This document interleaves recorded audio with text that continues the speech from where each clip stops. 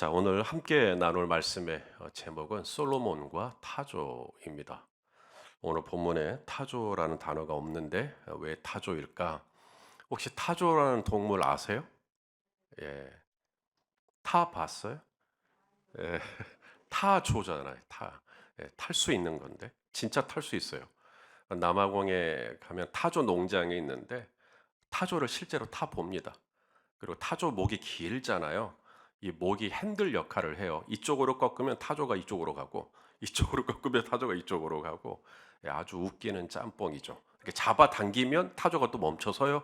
예, 정말로 그래요. 예. 이 타조가요, 태어날 때, 알에서 태어날 때 한 20cm 정도? 그런데 10개월만 지나면 2.5m, 다 커버립니다. 더 크게는 한 3m까지도 커져요. 수명이 타조가 굉장히 깁니다. 인간하고 비슷해요. 70세에서 80세. 더 오래 사는 타조는 100살까지도 산다고 합니다. 타조가 시력이 그렇게 좋아요. 우리 인간의 10배입니다. 그래서 저쪽 3km 바깥에 있는 사자의 움직임을 볼 수가 있어요. 그러니까 일찍 튀죠. 타조가 뛰어나가면 분명히 뭔가를 봤다는 이야기예요. 또한 타조는 달리기를 정말 잘해요. 시속 70km, 80km. 어, 지구력도 좋아서 지치지도 않아요. 그 속도로 꾸준히 갑니다. 남아공에서 타조 농장을 이렇게 방문을 했었어요. 그랬더니 그 타조에 대한 설명을 쭉 이렇게 해주시면서 타조가 먹는 게 뭔지, 타조가 얼마나 잡식성인지를 보여주는 단적인 예로 타조의 내장을 갈은, 타조의 배를 갈라고 내장을 갈랐더니 거기서 이런 게 나왔다고 하면서 그걸 액자에 담았는데 그걸 보여주더라고요.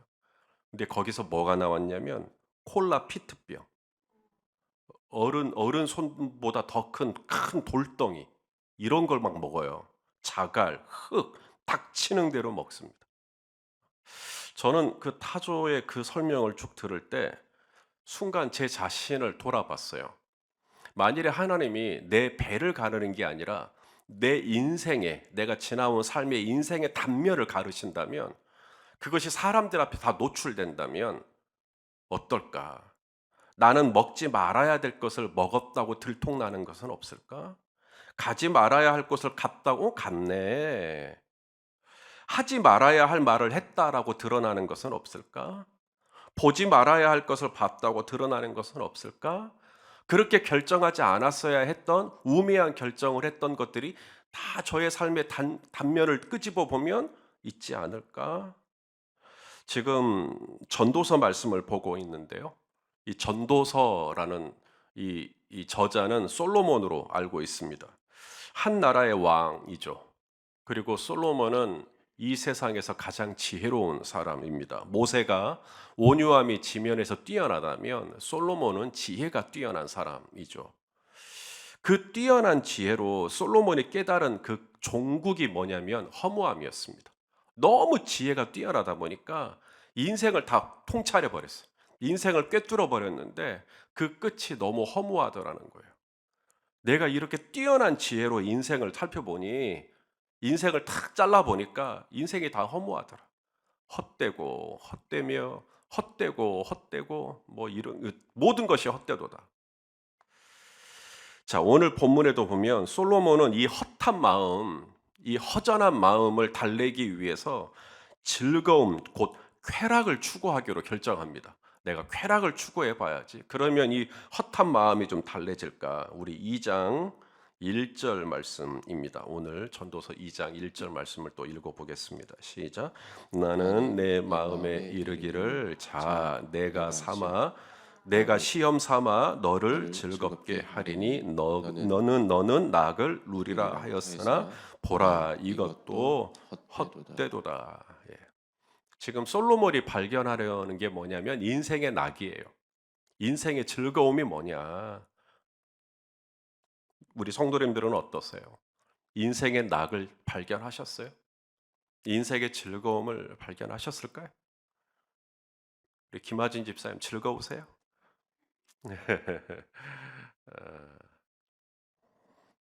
엊그저께 대전에 계신 한 권사님이 계셔요. 저랑 같이 예수전도단에서 DTS 훈련을 했던 권사님이신데 저랑 굉장히 친하게 지냅니다. DTS 훈련 이후로. 그래서 권사님이기도 하지만 또 예수전도단에서는 직분으로 통하지 않고 형제님 자매님으로 통하기 때문에 지금도 그 권사님은 저를 희선 형제 이렇게 부르고 저는 권사 이제 자매님 이렇게 부릅니다.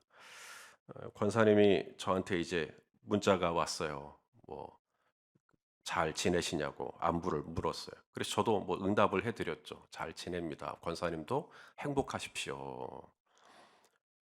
그냥 인사잖아요, 인사. 권사님도 행복하십시오. 그랬더니 권사님이 바로 응답이 왔어요.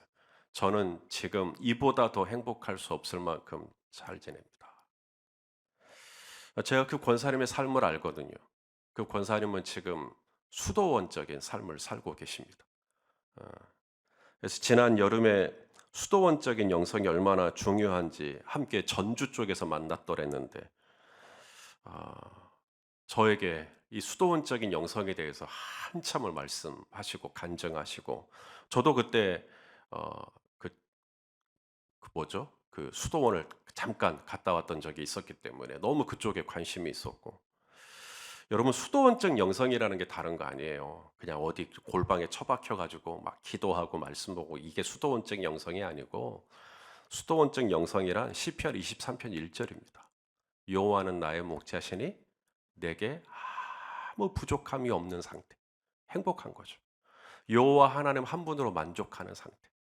하나님 한 분이면 충분한 상태. 그게 수도원적 영성이에요. 여기에 도달할 수만 있다면 더 바랄 게 없겠죠. 내가 자족하기를 배웠다. 자족의 비결은 수도원적 영성입니다. 여호와가 나의 목자시니 그걸로 됐습니다 하는데 뭘 더 바래요? 그걸로 충분한 삶. 하지만 솔로몬은 인생의 낙을 어디서 찾냐면 술을 탐닉하는 것으로부터 찾습니다. 술을 마시면 좋다더라. 기분이 좋아진다더라. 우리 전도서 2장 3절 말씀을 또 읽어보겠습니다. 시작. 내가 내 마음으로 깊이 생각하기를 내가 어떻게 하여야 내 마음을 지혜로 다스리면서 술로 내 육신을 즐겁게 할까? 또 내가 어떻게 하여야 천하의 인생들이 그들의 인생을 살아가는 동안 어떤 것이 선한 일인지를 알아볼 때까지 내 어리석음을 꼭 붙잡아 둘까 하여. 술독에 빠져 지내는 것이 얼마나 어리석은 일인지 몰라서 솔로몬이 술을 찾은 게 아니라는 거죠. 여기 3절의 끝부분에 보면 내 어리석음을 꼭 붙잡아 둘까 하여. 아니 붙잡을 게 없어서 어리석음을 꼭 붙잡아 둬요? 말하자면 내가 얼마만큼이나 어리석어질 수 있는지를 한번 테스트해 보겠다는 이야기죠. 아니 길가에 있는 콜라 피트병을 꼭 먹어봐야 알겠어요? 길가에 흔한 돌멩이를 꼭 입으로 집어넣어서 혓바닥으로 맛을 봐야 알겠냐고요. 타조가 가장 이제 그 지능이 안 좋은 동물. IQ가 10이랍니다. 10. 우리가 이제 일반적으로 이제 닭, 대가리 이제 이런 얘기 하잖아요. 사람의 머리를 제외한 동물의 머리를 이야기할 때는 국어 사전에 대가리라고 하라고 했기 때문에 제가 대가리라고 표현하는 겁니다.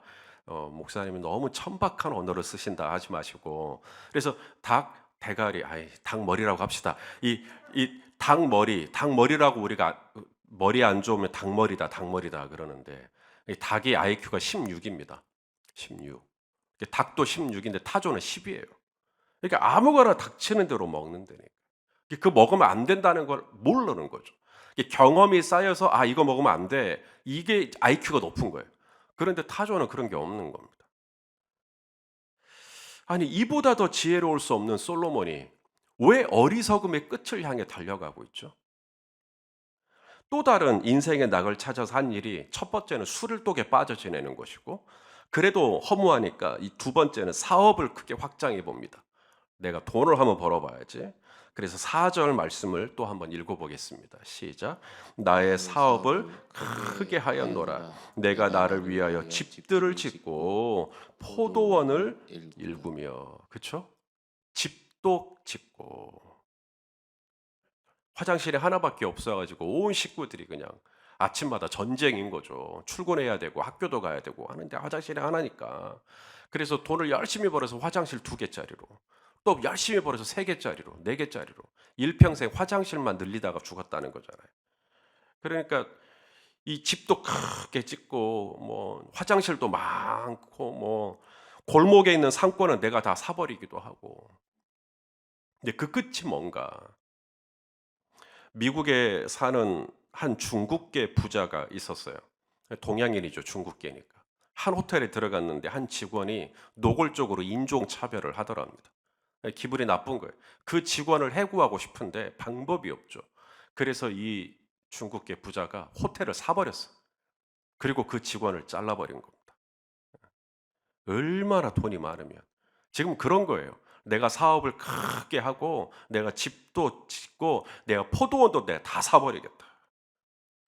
우리 7절 말씀도 한번 또 같이 볼까요? 7절 시작. 남녀 노비들을 사기도 하였고 나를 위하여 집에서 종들을 낳기도 하였으며 나보다 먼저 예루살렘에 있던 모든 자들보다도 내가 소와 양떼의 소유를 더 많이 가졌으며. 자, 이렇게 그렇게 많은 소유를 얻게 된 그 결론이 뭐냐면 허무하더라. 허무하더라. 자, 11절 말씀입니다. 시작. 그 후에 내가 생각해 본즉 내 손으로 한 모든 일과 내가 수고한 모든 것이 다 헛되어 바람을 잡는 것이며 해 아래에서 무익한 것이로다. 인생의 낙이 돈이나 여자나 명예나 술이나 쾌락이나 절대 이런 게 있지 않다고 여러분 솔로몬이 다 해봤어요. 다 해봤어요.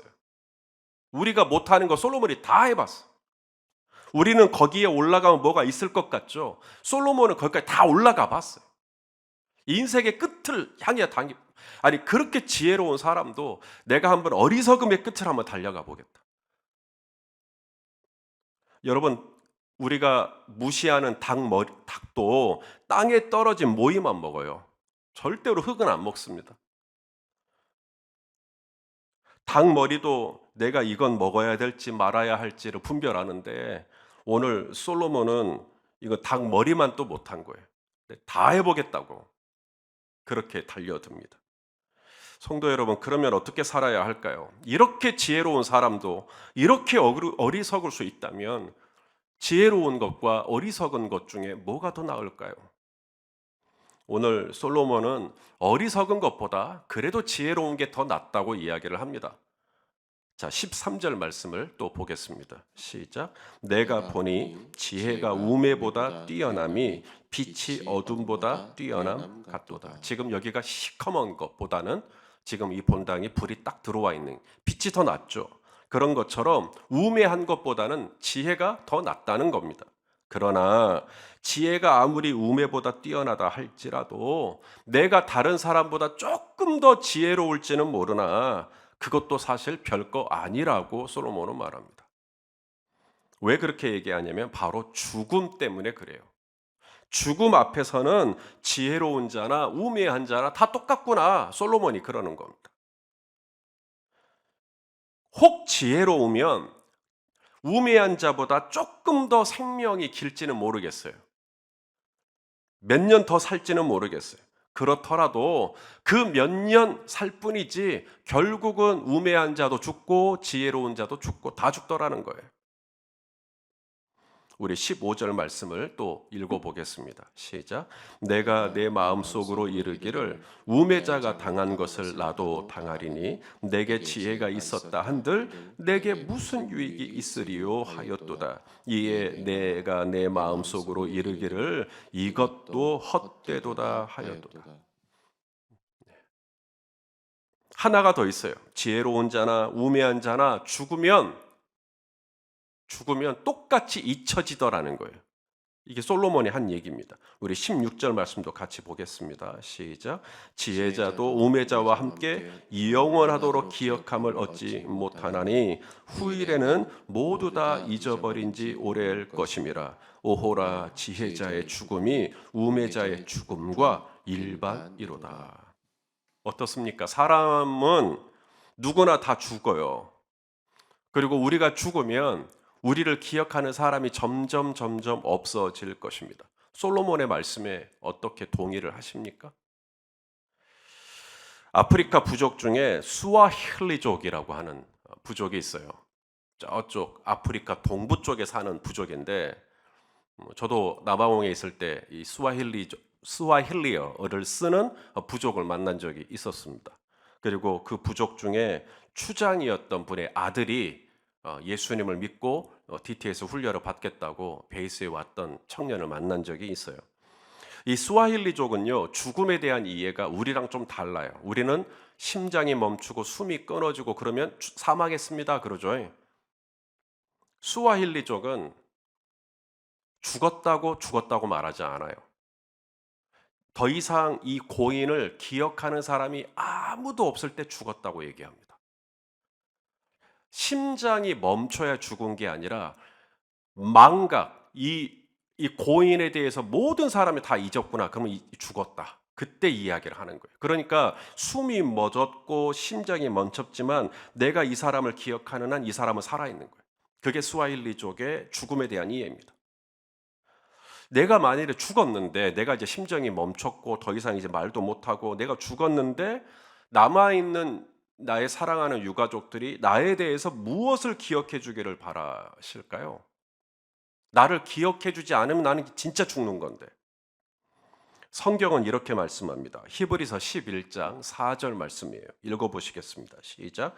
믿음으로 아벨은 가인보다 더 나은 제사를 하나님께 드림으로 의로운 자라 하시는 증거를 얻었으니 하나님이 그 예물에 대하여 증언하심이라. 그가 죽었어요. 아벨은 죽었습니다. 그러나 믿음으로써 지금도 말하고 있다는 거예요.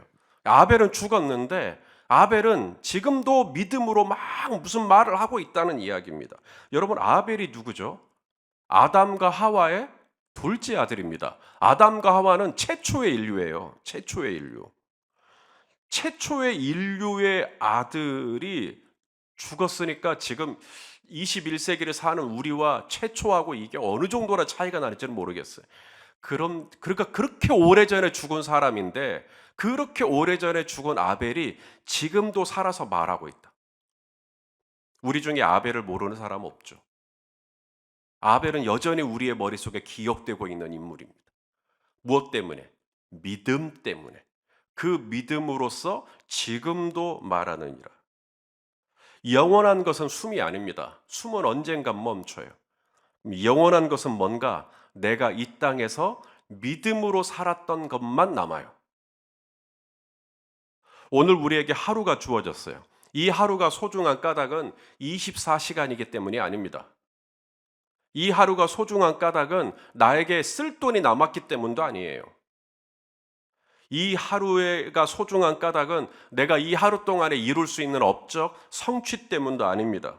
이 하루가 가치 있는 까닭은 내가 믿음으로 산 것, 내가 믿음으로 산 것만큼의 가치가 이날 하루의 가치예요.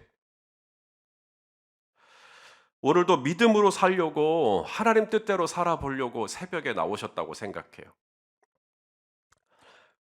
오늘 하나님께서 하실 일들을 기대하고 하나님께서 오직 찾으시는 것이 믿음의 사람이라는 것을 기억하고, 오늘도 기도의 자리에 나오신 우리 성도 여러분, 오직 나의 의인은 돈으로 사는 것이 아니라 믿음으로 말미암아 살리라 하신 말씀 그대로 오늘 하루 믿음으로 말하고, 믿음으로 생각하고, 믿음으로 판단하고 결정하고, 믿음으로 우리 하나님께 영광 돌려드리는, 그래서 타조와 같은 어리석은 인생이 아닌 정말 하나님께서 기뻐하시는 지혜자로 이날 하루도 사실 수 있기를 예수님의 이름으로 축원합니다.